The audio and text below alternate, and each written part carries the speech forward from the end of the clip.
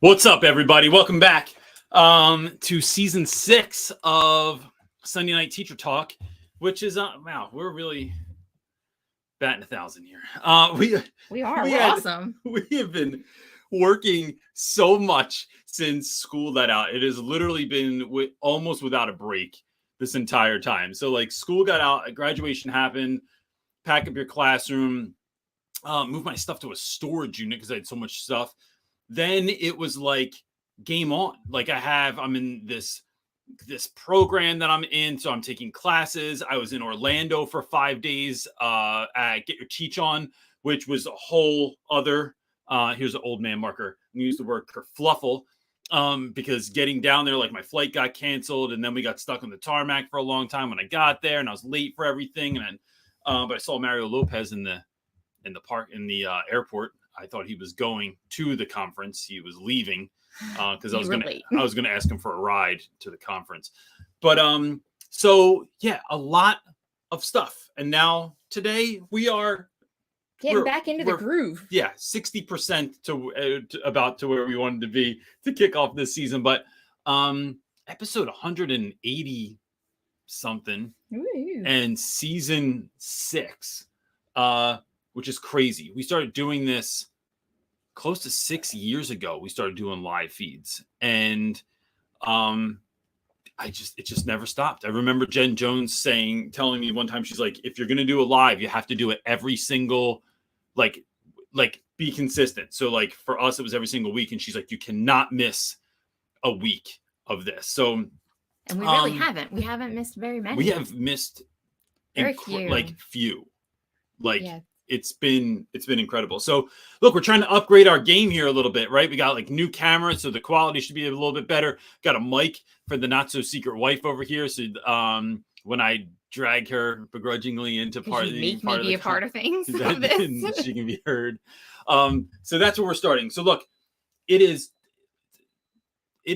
incredible to me, this community that we have been able to be a part of, like to be a part of all of you all, because when I think about who, like, it's really July. It's July 10th, and we're on here talking about school, talking about next year, talking about getting ready.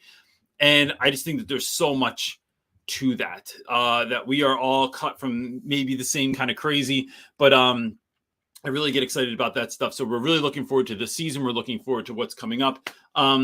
But look, I want to get into to people's questions. What do you got there, dude? We got some already. All right. Our first question comes from Stephanie. She's asking, I am switching grade levels yet again, 3rd to 8th math for now, and now 6th. How do I get a good feel for different ages quickly so the kids don't think I am talking above them or down to them? Can you pop the question up there on the screen? Yeah, there you go. The old 3rd to 8th grade and now 6th grade. So, man, I think, Steph, if you went from 3rd to 8th, that's the biggest jump. To me, the switch from 8th to 6th doesn't feel like 8th grade's a different mindset, right? They're like top of the food chain, middle school mindset a lot. If your school goes up to 8th grade. But what I'm thinking about is, I think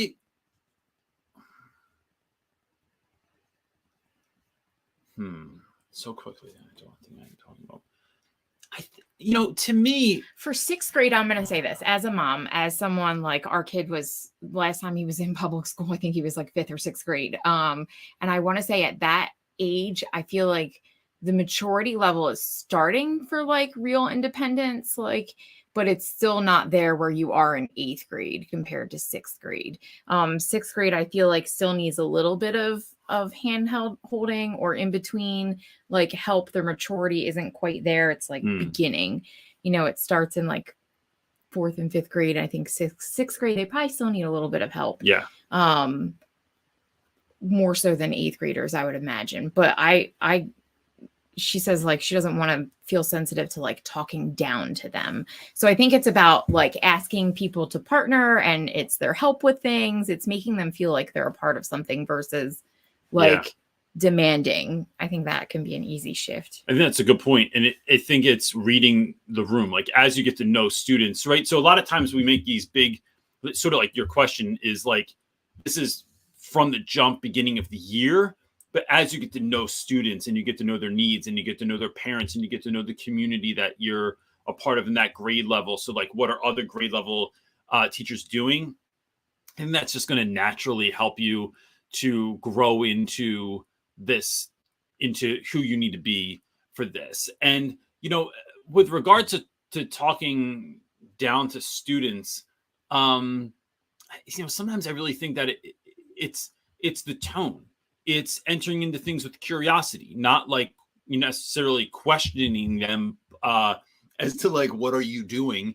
But like asking questions about them. Like, hey, I'm curious, like, why you do it that way? Or would this be more helpful? And starting to dial it in and get a feel for that on the front end is what my intuition would tell me. That, look, even sixth grade kids, right? I remember being sixth grade, Miss McGovern's sixth grade class at 7th Avenue School. And you like my wife said, like you want to be grown, but you're not really grown yet. So, but how can we help kids to feel more grown? It's talking to them like this is a conversation. Yes. and not a dictation, right? So like I think that's where I would come from. So what do you got, buddy? All right, our next question comes from Miranda. That's the first question of season 6 right there. I know. Awesome. Stephanie Henry. Second question is from Miranda. She's asking, thinking about making the leap to create content geared towards young music educators teaching high school. There are a lot of elementary resources. I love video info format like YouTube. Advice. So there's a lot of advice I can give. We were literally just talking about the potential to create like a workshop for educators trying to get into the space, right? And because I think that the beauty of it is that you're never necessarily drowned out, right? There's so many people that are so similar in YouTube world that I think that, you know, we thought, I don't know if this is going to work, right? Like I'm in my mid 40s, male on YouTube, teaching in inner city Philadelphia. Like that is like, there's no one else there, to my knowledge, doing inner city, all boys school, same age as me, same weirdness as me. So, but what you have to remember is that what makes you different is what makes you special. And so, and this idea that we always go back to, which is your ordinary is someone else's extraordinary, right? You just don't know what you're going to say or what you're going to do to put out there that's going to change someone's day, week, month, year. And so I think leading with that, not trying to be, so I heard this really, really great quote at Get Your Teach On this year. Hayward Jean said this. He said, stop trying to be extraordinary and just put some extra in your ordinary. And I was like, yes, bro. There was a church moment in there. Amen. I got so stoked. And it's just leading with what you know, leading with what works for you, and putting it out without expectation that it needs to get views, that people need to watch it, to like, to subscribe. You are just putting goodness out in the world, and someone is going to find it. And then someone's going to tell someone, and then someone's going to tell someone else. And then before you know it, it grows. And, you know, what I tell my students all the time is, I have a young man that had a YouTube channel that I taught, and he was bummed because he only had 100 subscribers. And he was like, it sucks. It's not a lot of people. I said, listen, first of all, let me tell you what, you don't know 100 people. You're not friends with 100 people. You don't even know, like, you couldn't name 100 kids in our school right now. And so when you take 100 people and you put them in a room, that's a lot of friggin' people in a room, right? So it is honoring and caring for the people that show up without like the dream that it would, it's letting go of like this 1 million subscriber play button. It's like, no, like get real super hyper focused and loving on the people that you have around you, and then put some extra in your ordinary. and show up and share what you got. I think that's I think that's just like the magic to succeed in social media. Yeah. It's like there's nothing magical. Just be consistent, do it a lot, and be awesome. Yeah, like the consistency piece is huge. Yeah. How many people started a YouTube channel the year that we did? I know, right? They're not even around They're anymore. not. There's hardly any of them around. A lot of them are still there too, though. Okay, our next question comes from Catherine. She is asking, this year as a staff, we are struggling with morale. Our school is small with 25 teachers. The burnout is real. What are some of the best ways to rebuild and encourage teacher morale? You know,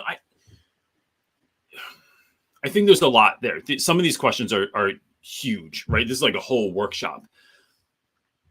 I think that teacher morale has to start from the top down, right? Like you have to have leadership that is going to respect teachers and is going to show up and care for them. I think anytime you take things off teachers' plates, it's a sign of love. And so another get your teacher on. There was this comedian there, and he said, he's like, I always felt like when leadership let us go early from a meeting or for the day, it was like they were flirting with us. Like you felt like you got the feels like, that was like you're speaking my love language right there. I think it is taking things off educators' plates so they can do the real work, right? No teacher is ever going to try and well, there's probably two out there, but like are going to try and get away with doing less, right? Unless they're being held accountable to a certain degree, right? So like I know that I'll work 12-hour days, no problem, as an educator, no problem, right? And I love it. As soon as you start putting things on me, I don't want to do your to-do list. I'm trying to create lessons. I'm trying to create experiences. I'm trying to create moments. I'm trying to create community. I'm trying to create awesomeness in the classroom.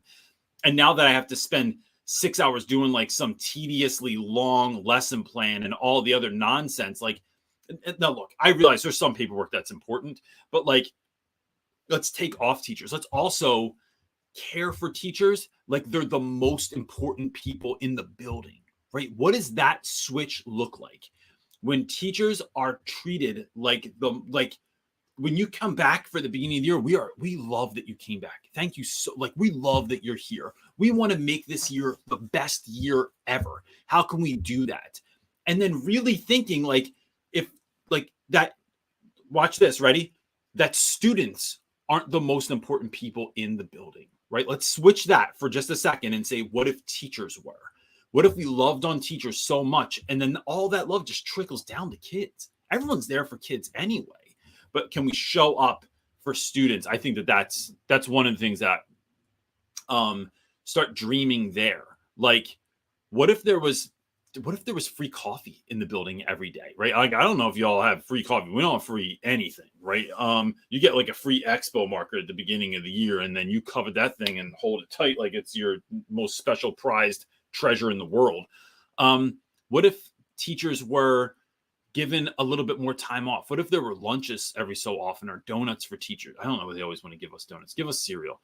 What if there was like, just start going down the rabbit trail of like, what would it look like to really love teachers out loud? And then I really think that you do that and the ROI for the whole school with morale, with community, with camaraderie, with going above and beyond for students. I just think that it goes next level if that happens. Miss Gonzalez just said in the comments, she said, music is motivating too. Find a good playlist and use it to pump up the teachers on a regular basis. I just think like, what if like before school opened and teachers were in there, what if they used the PA system to like pump up some like really good jams? But that would be kind of hard to fit everybody's taste. Or if it was in like a certain location, like, I don't know, something like that. I don't know, man.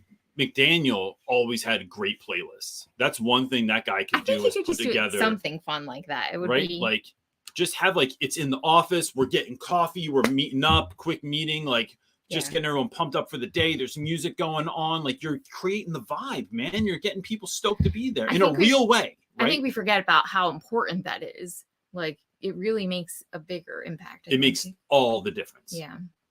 All right. Our next question is coming from Summer Hayward. She's saying, I got a new job. Congratulations. At a new district, less toxic, more opportunities. What advice do you have for setting boundaries and expectations with a new group of people without being considered rash or rude? Oh, okay. So you want to do it You don't want to. Never mind. I was going to make fun of you. Yeah, you don't want to do it the not so secret wife way. I am very brash, and I'm not always the best with that. I always have to go. CJ is definitely. Just be nice. Be nice. To them. And look, I'm not just into being because look, sometimes your way is the right way. Like it's the way it has to happen, right? To me, I'm very clear. It's not brash to me. It's just setting because I get mad. Lines, but you keep it even, but I'm going to let you know exactly. I get very clear and direct. Yeah. I do it with a lot more. Well, maybe you should teach Summers way. Smushy love on the front end, because I think love gets you further than. Well, you always say you get more with honey than you do with vinegar. Yeah, and it's speaking the truth in love, yes. Right? That's what I'm trying to learn how to do. I think you can do that. I just think that they're at the bank the other day. Shush yourself. Okay, answer her question. Okay. So I keep looking over here because the old camera was over here. And I keep having to remember this. I think learning how to say no and smiling at the same time is part of it. I think the other thing is when you're asked to do something, it is saying, let me get back to you. Can I, I'm in the middle of something's going on, whatever. Let me talk here's a good one. Let me talk to my spouse, right? Even if you don't have a spouse, let me talk to my kids. Let me talk to my family, whatever you got to put it on, and give yourself 24, 48 hours or more to let it set in, right? Even 10 minutes. Sometimes you just need 10 minutes to I don't want to do that. Because I've signed up for stuff before where I was like, they were like, oh, want to do this? I'm like, yeah, no problem. And then I ask you and you're like, dude, what are you talking about? You have 9 other things signed up for that day. And I'm like, oh crap. All right. So bad idea. You still do this. I do it constantly. The other thing is, I think, look, we're going to have a workshop coming up that's going to talk directly to this, but one of the ways I think to not sign up for things that are not for you is remembering that you're not the be all end all in your school, right? And that someone asking is just someone asking. It's not someone demanding. And so, but I think the way you figure out what's for you is there's 2 things that you can do there. One, when you take that, whether it's 10 minutes or it's a week to think about something, if it doesn't make you say, hell yeah, then don't do it. Right. That's one. I think I really subscribe to this. Look, there's times when you're helping out a friend. There's times when you're like, oh, that kid really needs it, and I'm going to do it for this time. Right. But those are like one-off situations. If it doesn't make you say, hell yeah, then don't do it. The other thing is really getting clear on your purpose. What is your purpose as an educator? Are you the relationship person? Do you work really well with parents? Do you work really well putting systems in place? Are you a curriculum person? Are you one that loves to build community in your school? Do you love creating activities and creating connections and helping students network, helping kids with what is it that you feel is your purpose as an educator? When you're real clear, and I mean like a one-liner, right? Like what is your one line? The program I'm in right now, we'll call it your personal calling statement. So what is your personal calling statement? And this is, again, something I would love to work out in a workshop coming up that I'm going to help people work through this. But when you do that, when someone asks you a question like, hey, do you want to coach lacrosse? And you're like, I'm new here and I don't even know what the hell lacrosse is, but I'm thinking about doing it anyway. You can say, no, this doesn't align with my calling, with what I'm here to do.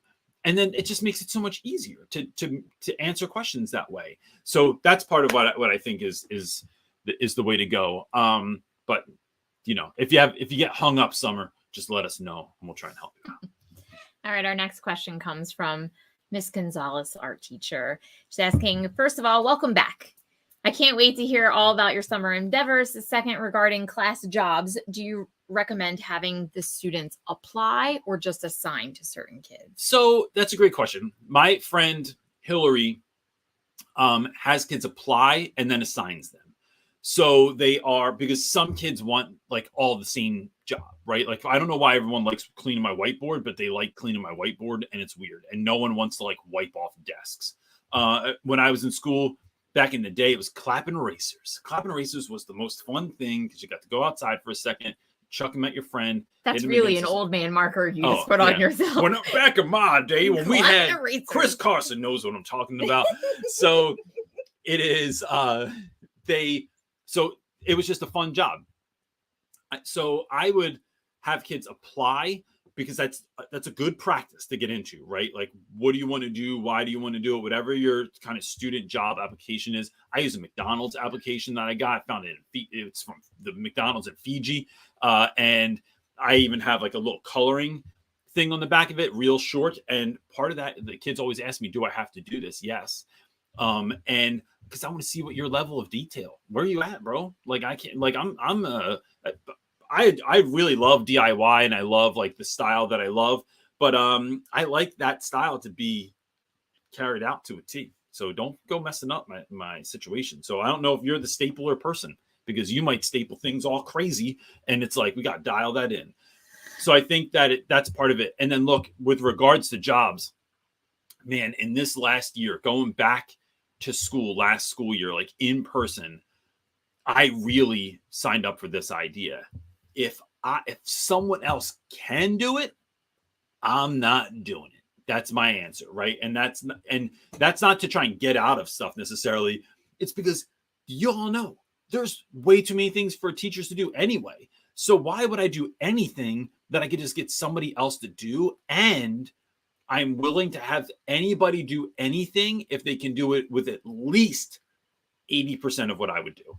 Right. So like if your ability to grade, if your ability to staple things, hang things up, carry things, if you can do a thing at 80% of like, if I'm 100% is what I'm doing, you can just give me 80% and it means I don't have to do it. That means I can do I can do more of what of what only I can do. So I think jobs are an incredible idea. Yeah. Good luck. I love seeing everybody on here. I know, it's fun. Everybody's back. All right. Our next question comes from Alex. Hi, Reynolds. I'm a guidance counselor and get to work with grades 5 and 7. I want to have 7th graders mentor 5th graders and put them in a position to be leaders. Any ideas on how to do this? Love this. Alex, I used to do a program where my 9th and 10th graders would go read to the 5th graders. And we would just show up and there were books and they would either read to them or they would have the kids read to the older students. And they gave them a level of respect and focus that teachers like would be hard pressed to get, because teachers are teachers, but the older kids are cool. I think anything you do that makes 7th graders feel like leaders and 5th graders feel like they're not just little kids, but they're somehow on the same, like they're not that far below, right? Even though, they are in a lot of abilities, but like it's bridging those gaps. It's connecting those students. And I've just seen when I have seniors talk to my freshmen and, I'll have a kid that like is having a real hard time connecting and they're a freshman, they're 14 years old. And then I have like one of my 18-year-olds and I go, yo, listen, here's what I want y'all to do. When you see this dude in the hallway, here's a picture of him. When you see him in the hallway, his name's Todd. All I need you to do is say, what's up, Todd? That's it. You don't have to talk to him. You don't have to be his best friend. You don't have to sit with him at lunch. Just say, yo, what up, Todd? And that's huge because now that kid is like, what? Like older kids that are cool are not making fun of me. They're like being actually kind and just noticing me. That's everything. Of course, teachers are going to notice you, or the likelihood that teachers are going to notice you is greater. But for older kids to do it, like that's a big deal. So I would just think of like any kind of like team building activity or like things that they could do together. I'm trying to think of what Brody would have liked when he was younger, or what some of the things that my students do together. I just have them do tasks like help around the school, set up for activities. So whether you have like an AV program, maybe you have a program that's like when we have a program at our school that like during events that there's like hosts. So they'll meet you at the door. They give you a program. They walk you to your seat. They make sure that you have everything. If you need anything, they get it for you, like water or help to get up the stairs because you're on a walker or something like that.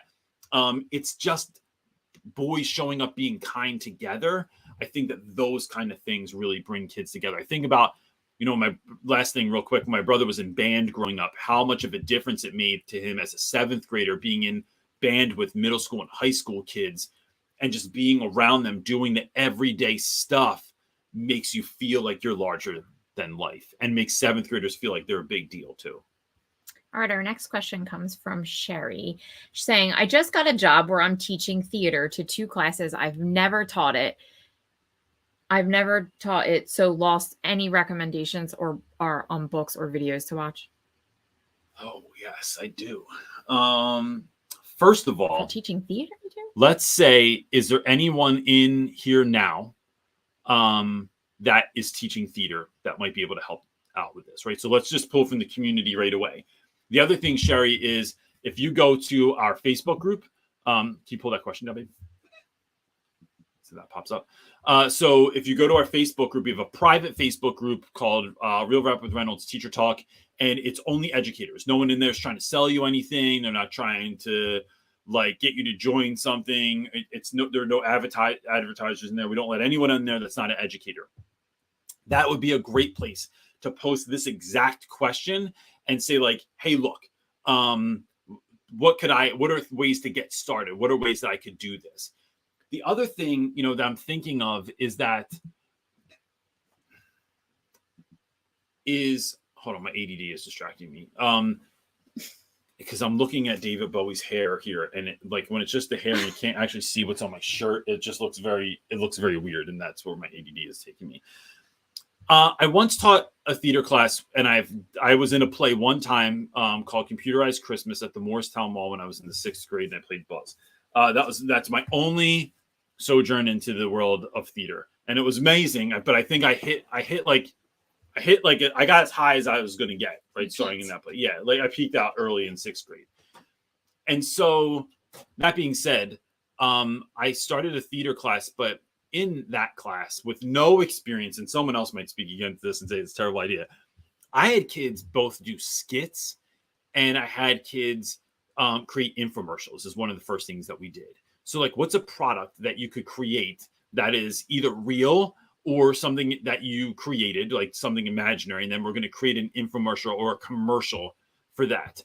And then what are skits that kids would think were fun? We also did, we made movie trailers for you wrote a plot line or a synopsis of what you thought a movie could be about. And we created trailers. We also did it where what's a movie that would be unlikely to have a sequel, and then you would make the sequel to that. So I remember kids back in the day, instead of 8 Mile by Eminem, they made 9 Mile. That was a real trailer. I remember it. And it was hilarious. Kids that made trailers to the sequel to Titanic, right? There's really not going to be a Titanic 2, people. So, but the kids made these trailers, and so it wasn't just doing theater and acting in front of everyone, but it was this other kind of thing. And then I'll tell you what, one other person that I would tell you to reach out to, and if you DM me on Instagram, I can connect you that way too. So just go to Real Rap with Reynolds on Instagram, and I can just shoot me a message. One of my former students, Donovan, who I wrote about in my book, Teacher Class Off, now available on Amazon. Donovan is a theater teacher in New Brunswick, New Jersey, and is incredible. Incredible. Has worked with Ron Clark at his academy and stuff like that, done some work for him, and does amazing work. So if you DM me, I can connect you with him too. And there's also someone in the comments, Miranda, who's a theater teacher. So that's a great resource as well. So our next question comes from Carol. She's asking, you mentioned playing music behind your students' readings. How do you encourage kids to get up there? Do you make it a requirement? I don't make it. Gosh. All right. How do you even get them to start that if that's not a thing? Yeah. So here's what we do. The reason for the music. So I play music behind, for those of you that don't know, behind students sharing. So every day we start with journal entries because I want my students to get used to sharing their story. And so, and get comfortable thinking like that they're ordinary, someone else is extraordinary potentially, or that like just practicing knowing that you have a story, right? So that's where it starts. To incentivize or to make it more of an event for kids to read in the front of the class, we play music behind what kids are reading. So that could be kids picking their own music, but that could go 100 different ways. And then they're not paying attention because they're just looking for playlists or music to play. But you typically know what kind of story a certain kid is going to read, right? So you start playing music behind it. And what that did was it made this a moment. Now, all of a sudden, instead of just reading, I am reading to this like emotional music, to this exciting music, to this funny music, to this adventurous music. And that made standing in front of everyone become a little bit more exciting and make it into this moment because everyone wants to be seen, right? Even your most introverted students, everyone wants to be known on some level. I really believe that. And there might be someone out there right now going, no, it's not true. But I believe it in my heart. But they don't want to be known for the wrong thing. And I think that's why kids are hesitant to share. So if you can make someone sound like a boss, I just think that makes all the difference. So that's one of the things, the ways that we do it. Now, we do have kids read. And like when we read novels or short stories in class, there's music behind those as well. And what we found is that by doing this, everybody wants a little bit of recognition, and playing music behind it makes it a little bit less nerve-wracking because it's not just quiet. It's everyone can kind of like, people are laughing with you and you don't feel like they're laughing at you.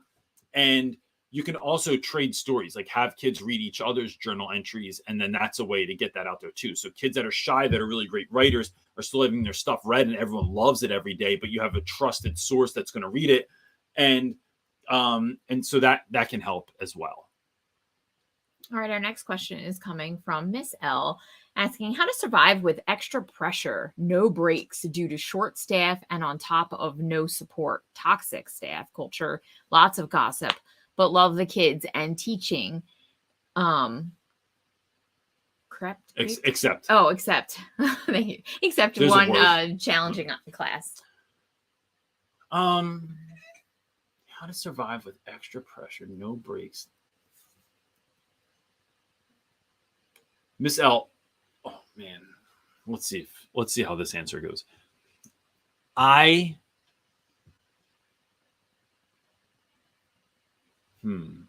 going to say this, not knowing if you can actually pull it off, right? Because I'm not sure what your dynamic is or how long you've been at your school and things of that nature. I find that people treat you the way that you teach them to treat you, and that goes with teaching too. We are not, as educators, right? We're not like beholden to every single thing that someone tells us to do. I just don't, I'm like, I'm a grown up. Like if there's something going on and I don't want to do it, I just don't do it. Now, look, I'm not talking about pushing off professional responsibilities. I'm not going to not go to parent teacher night because I'm like, I'm not doing it. I got something else to do. I'm not going to not grade work and put it in a timely manner. I'm not going to not get back to parents. I'm not going to not take a phone call from a parent or email from a parent and get back to them within a reasonable amount of time. I'm not going to not go to certain school meetings, but there are some that I won't go to. There's meetings that could be an email and you know them from 30 seconds in. I fake a phone call on my phone and I walk out of the room and then I go to my room and do actual work or tutor students or help someone with something. Just because it's given to me to do doesn't mean I'm going to do it. And so if I need a break, like I don't have a problem asking leadership, how are we working this out so that we can actually go to the bathroom? How am I working this out so that I can have, like, asking for a break is not asking. It's like that's not a luxury. It's a human right to be able to have a break in your schedule because it's going to allow you to do all the 9,000 other things, right? So I got asked a question recently. This is a whole video that's going to come out, which is like, how do you use your time wisely in school? And I think one of those times is by looking at the time that you have like off. I hate doing air quotes, but off. And knowing like, what are you using that time for? So in school, for me, it's prepping before my first period class. Then I teach like 2 classes and I do grading. And I make sure that I do parent emails. And then that's my time, right? I don't email parents back as soon as I get an email from them, and I don't look at my phone during class. So like I email you during that period of the day. If you get back to me in that period of the day, I will respond to you again. But if not, I'll respond to you tomorrow. And then the end of the day, I also use that time for planning too, for future planning. And then at the end of the day, I had eighth period off last year. I did all of my grading during eighth period, but I had students do it. So I didn't have to do it. I just input grades and did graded written responses. So it is finding that rhythm that works for you and then learning how to say no. And if that doesn't work, I really think it's worth considering, like, is there a better school for you? Like, let's go there. Like, is there a better school where you're going to be loved, cared for, and accepted for the kind of teacher that you are, and where we're not putting so much on teachers? Because look, this is not a teacher problem. It's a leadership issue. That, like, culture starts at the top. It only trickles down to teacher. Now, look, I've been at part of schools where I've had a pretty incredible teacher culture despite having crappy leadership, but that's really hard to achieve.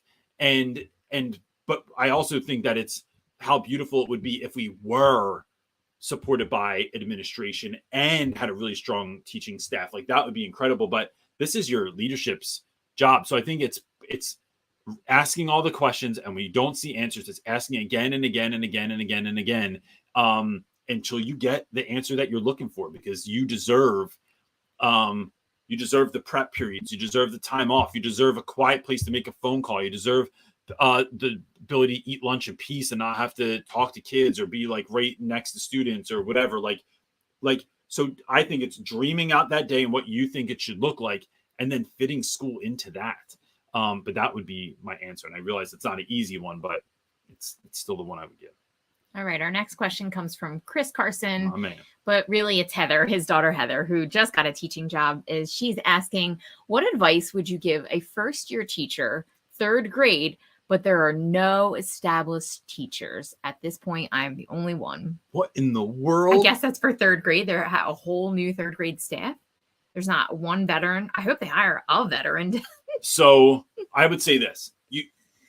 There's a whole bunch I could say to this also, but Heather, first of all, congratulations. I know your dad was really, really excited when you got your teaching job. And so I would, you have to connect with someone. Don't get caught recreating the wheel and starting from nowhere. And there are people you can watch online, but I think the real stuff is going to come from connecting with other teachers that are either similar to your kind of vibe or that are teaching similar content, right? So like, whether it's going in our Facebook group and finding third grade teachers or people that used to teach third grade that have been doing it for a minute, they're going to help you navigate and fast track a lot of things instead of you trying to figure it out yourself, right? So learn from other people's victories and mistakes. That's the first thing that I would do. The second thing is have fun, right? Like, we forget this. We all got into this because we thought it was going to be fun on some level. And then sometimes that's taken away from us. Sometimes we forget that that's why we were there. Sometimes it's like, oh, no one else is having fun and this is a pain in the ass. It's learning how to have fun, and despite what's going on, right? I think that that's huge.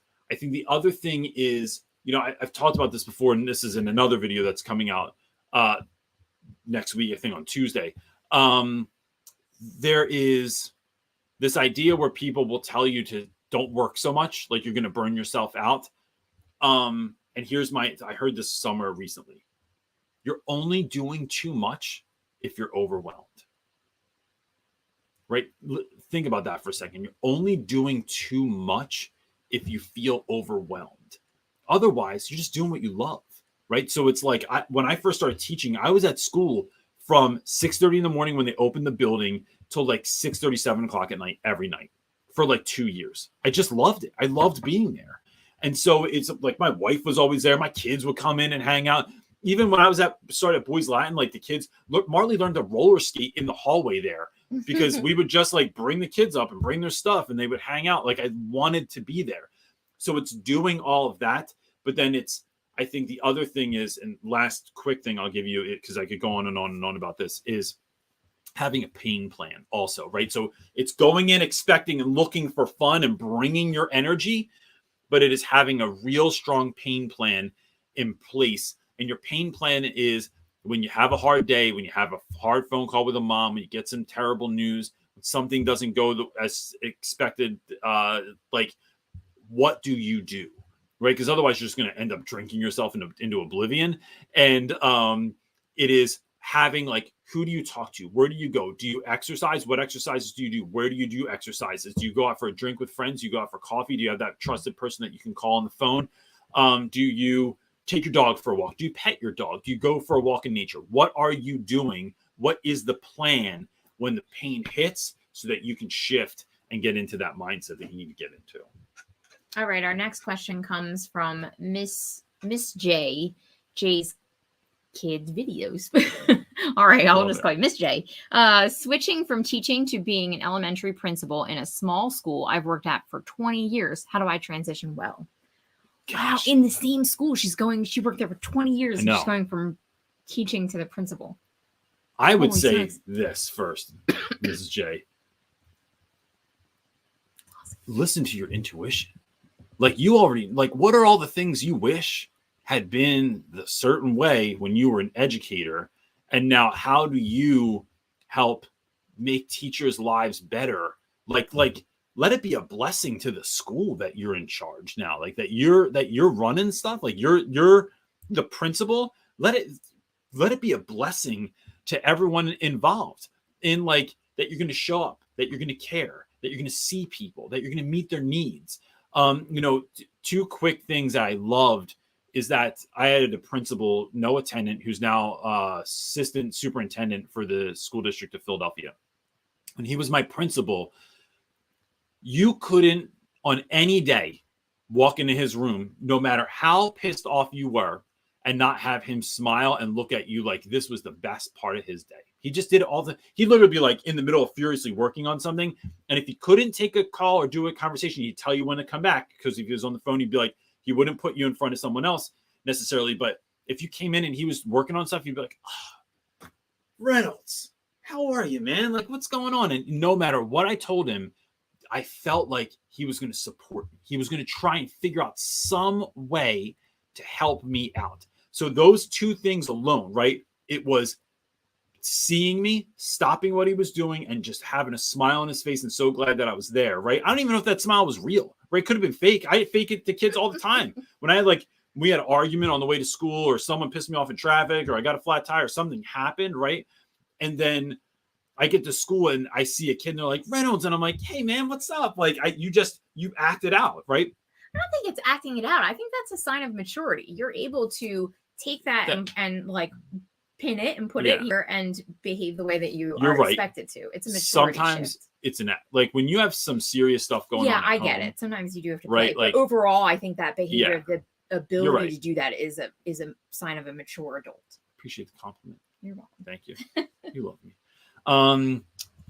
And then the other thing is always feeling like someone's got my back. Right? Like I couldn't be in a meeting. I remember him telling me this. He goes, I will always back you in a parent meeting, no matter what. But we might have to have a real conversation afterwards. Because if I was the one that messed up, he would back me, but then like never not back me in front of a parent. But then like we would have to maybe have like what we refer to as a heavy, deep, and real conversation afterwards. And so that alone was just great. Like, and I think, I think back to last year and how we started the school year all wrong at my school because the new CEO told everyone that his first slide in the beginning of the year was it just said stressed. And he said, I'm going to stress you out. That is the worst way to start a school year that I could possibly imagine. He stressed everybody out that they quit. That they all quit, yeah. Like 5% of the teachers are going back. And so it is, I think it's starting with, the same way I start class every year. I'm so excited you're here. I'm so thrilled. I hope that we have the greatest year ever. And what do we need to do to make this the greatest year ever? What are you looking for? And so that's some of the stuff I'm thinking about. But. All right. Our next question comes from Summer. I'm in Texas. While my principal is supportive. I don't know anyone else. I'm an activist for myself and my kids. I want to display that piece of me in my classroom. Is that appropriate? Like Black Lives Matter and Pride, etc. So look, hot topic. It is a hot topic, and I'm gonna keep it real with you. Summer, I'm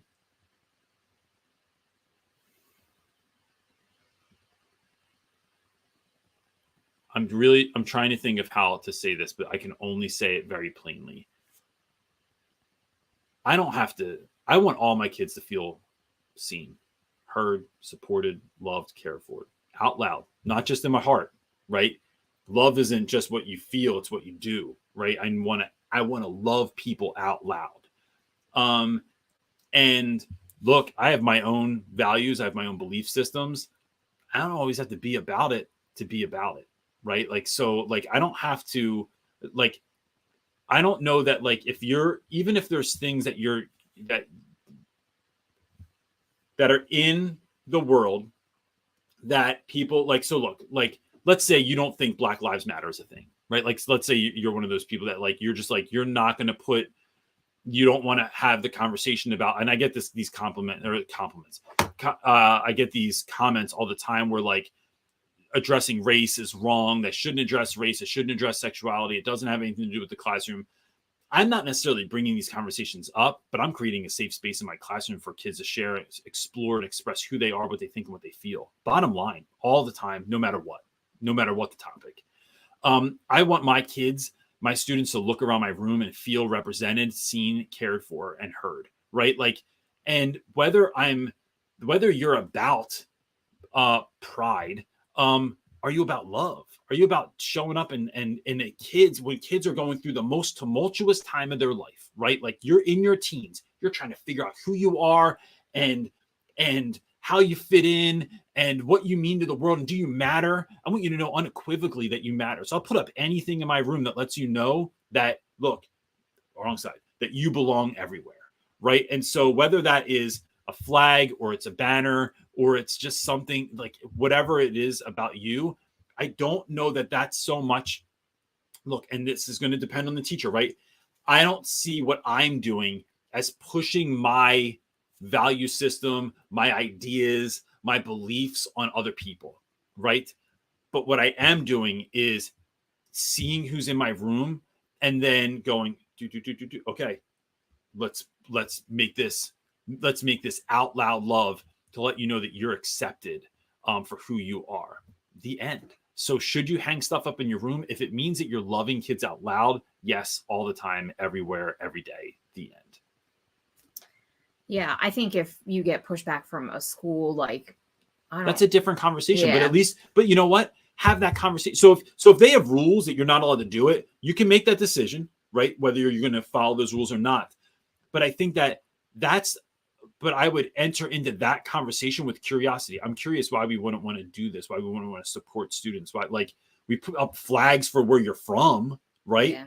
Like, if you have students from all over the world. I think the safe argument for all educators to stay within that, like, whether it has no matter of what you actually believe as a human being, like your personal beliefs. It could, but I'm sure I think that like propels it, like your reason to love people and acceptance and inclusion and all of that might become backed because of your beliefs. But I think regardless, what I'm trying to say is regardless of your beliefs, whether you think right or wrong, left or right, like all those things, I just think regardless, on a human basic nature, it comes down to creating a space where everyone feels accepted, no matter if they identify with something that you believe or not, or you agree with politically or not. Like, it doesn't matter. It's about creating a safe space and acceptance for all. And I think if you can focus just on that and leave that like the major part, I think how can other people argue with you? Yeah, I mean, well, they can. But I'm just saying, like, leaving any like belief system out of it and just straight fact of human to human, like, you know, we love and support and care for everybody, and everybody's accepted in our classroom. I just think when you leave it that general, how can someone argue with that? Yeah. But now, look, I'm sure they can find a way. Yeah. And there are schools that like are much more Well, she's in Texas, so that can be, I think, didn't someone get fired from Texas or somewhere? Or like there's a lot of schools in different states that like it's just going to come down different. And I just happen to be at a school that no one cares what I do in my classroom ever. So I get away with a lot more. And I realize I'm trying to speak from a place where I'm acknowledging that privilege. But like, but I think that even if they say no, then it's like, well, let's have this conversation then. Like, let's. Well, I find it interesting that I don't think you have any of those things up in your classroom. I don't think that you've ever had LGBTQ. No, but I had all those fists, and they're all different colors, and the one of them is a rainbow. Sure, I know, but what I'm just trying to say is, I don't think that you have all the official things, standard, but you still. Yeah. Provide that space in the classroom. So what I'm saying, even if you have a rule that someone says you can't have all the like the flag or the thing, like the particular thing, you can still do it. You can still create. How else do you let everyone know that you're trying to be inclusive? Because you just loving. Let them be who they are in their classroom, and we don't, do bullying and all this. So I think you can still do it without hanging up the things if you're in an area that because it goes beyond the decor too, right? It is what are you doing? Yeah. Right, not just what are you showing, like what's up, but it's like how are you behaving like in the class to be actually a person accept people that So all right, our next question comes from Blake. Do you have any advice for a first-year teacher regarding keeping your grades organized? I feel like keeping up with student work will be the most overwhelming. Thank you for everything. So first, I only give so many grades a week, Blake. I try and give seemingly a lot of grades. Kids are motivated by grades, and we can have that whole conversation. That's a whole nother conversation. But students are motivated by the word points. By let's put that aside, right? That's a thing. So kids will always ask, are we going to grade for this? Is this being graded? Yeah, bro. Of course it's being graded. So I try not to give work that doesn't equal a grade on some level. But you can mark some things for completion, right? Like, so if we're doing guided notes, I'm not going to sit here and read your guided notes, right? Like, did you do them or not? Like, I made these things to hook you up because this is going to be a piece of the puzzle that when we have an assessment, you need to know this.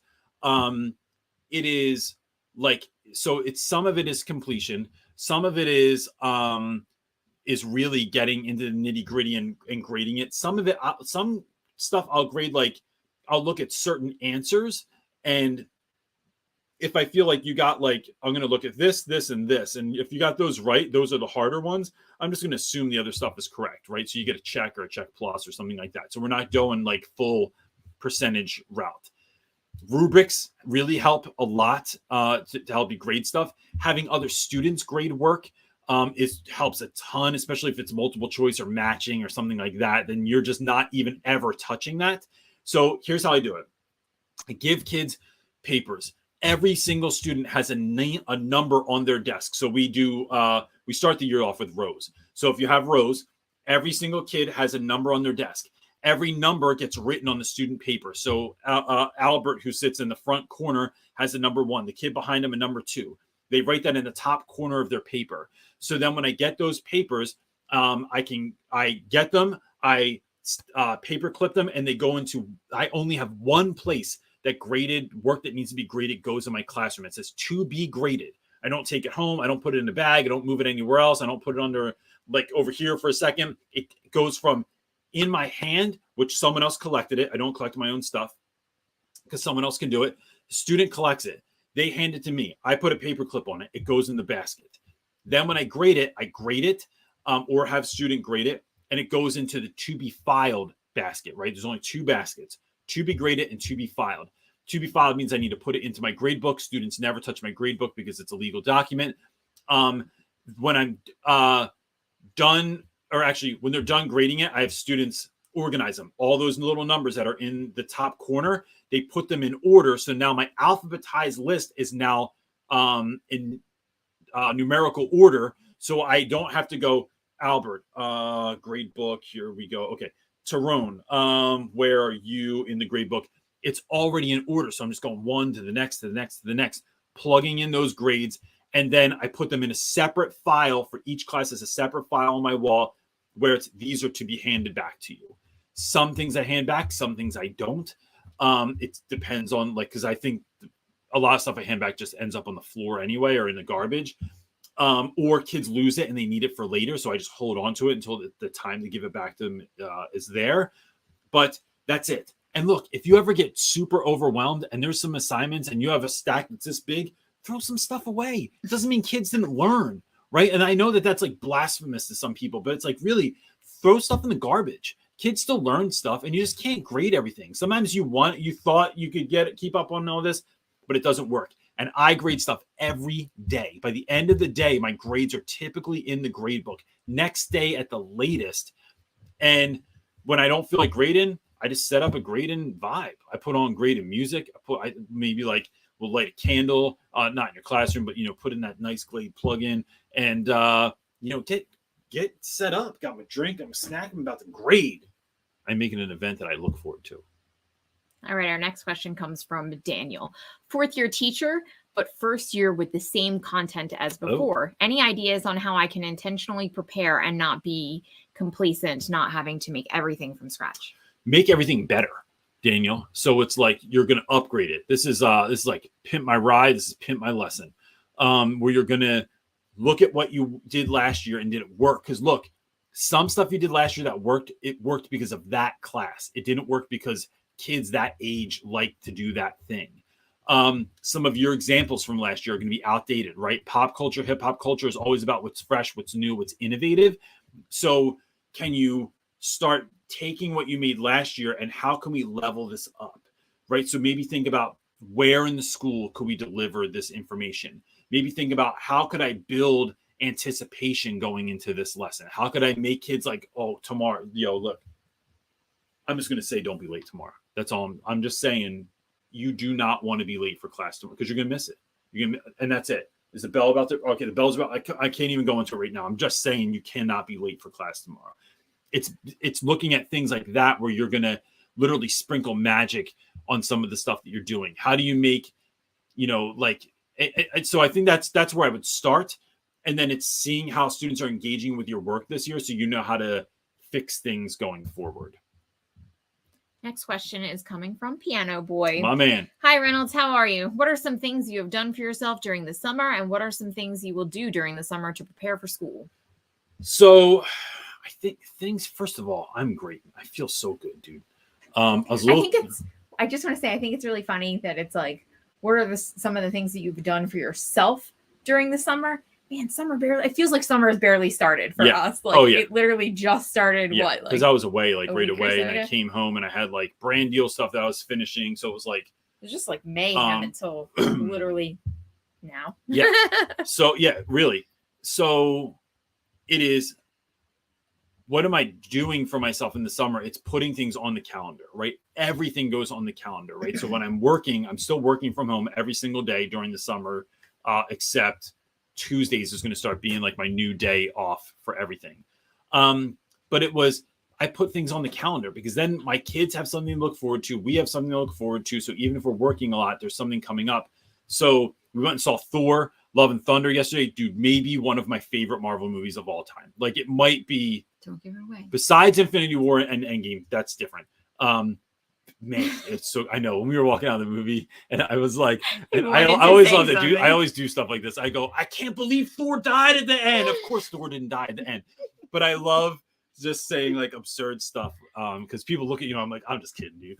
I would never ruin a movie for someone, but it is, Brody has a bucket. Here we go. Let's share this. Brody, my 14-year-old son, has a bucket list of fast food places. And it's really just places that we don't typically go to, right? So one of his big ticket items was Red Lobster.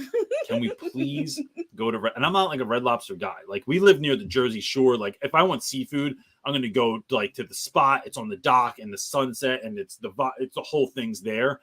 It'd be like if you lived in Italy, you're not going to Olive Garden, right? Like no shade to Olive Garden if you live in New Jersey, but like if you live in Italy, you're just not going to Olive Garden. Or eating Chef Boyardee.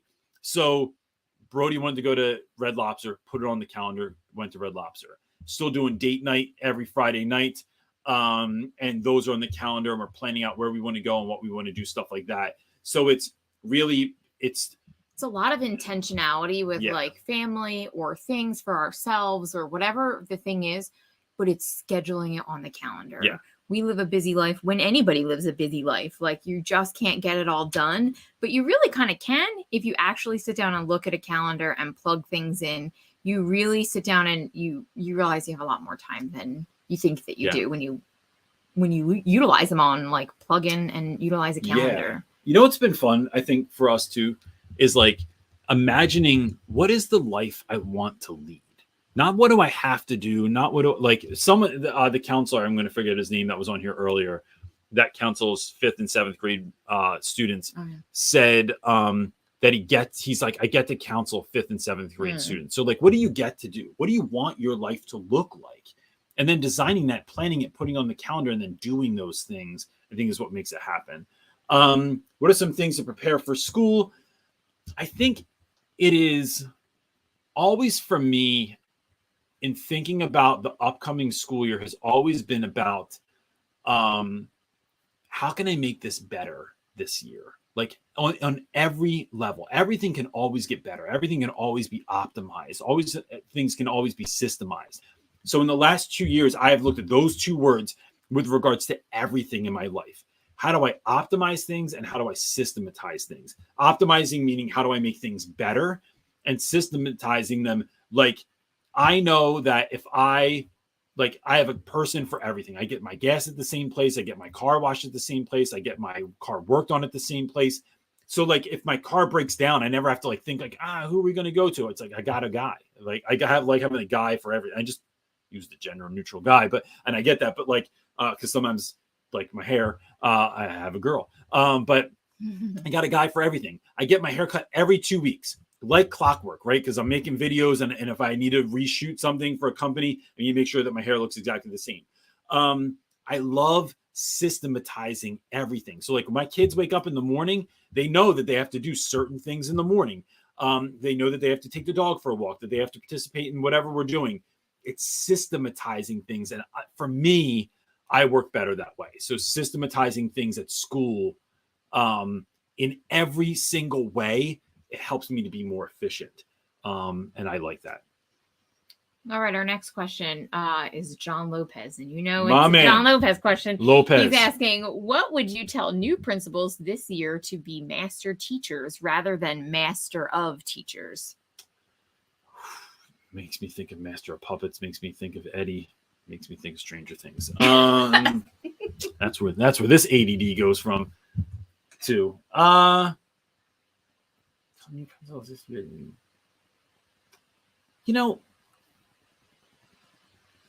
That's a good question, Lopez. This has got you stumped. I feel like that's such an easy question. No, what would you say? How are you reading this?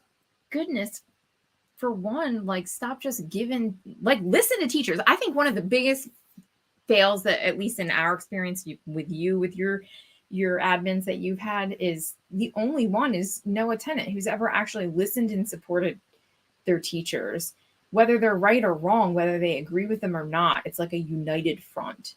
And I think that that's really important. Like your school was by no means perfect ever at BL. Yeah. Like when you started YouTube and like what people see online, those were the golden years, because that's when Dr. Noah Tennant was there, and he was just such a great principal. But he wasn't perfect, right? The school wasn't perfect. We were still teaching in West Philly, and it still had all the problems that it had. But one of the things that I remember or recall about it is that you were supported and cared for and loved, right? Like when he makes you feel that way, every time you walk in the building, he says hello. Yeah. Every time he sees you, he's glad to see you. He puts off that energy and vibe. And when you're doing that for your teachers, I think that's like so basic, but so forgotten by admin. It's like just support and listen, really listen to your teachers, because they're the ones that are boots on the ground in the classroom doing all the work.